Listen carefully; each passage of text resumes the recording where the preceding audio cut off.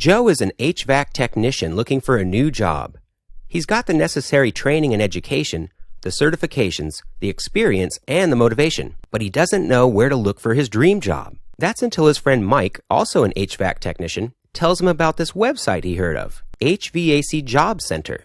Later at home, Joe decides to check it out on his computer. After searching Google for HVAC Job Center, Joe is directed to hvacjobcenter.com. Wow, it's a job posting website just for the HVAC industry. There are HVAC technician jobs all over the country, and there's even a category just for HVAC technician jobs. Joe notices a search box at the top, so he refines his search, looking only for HVAC technician jobs near him. He finds jobs he's never seen before, and a few seem very interesting.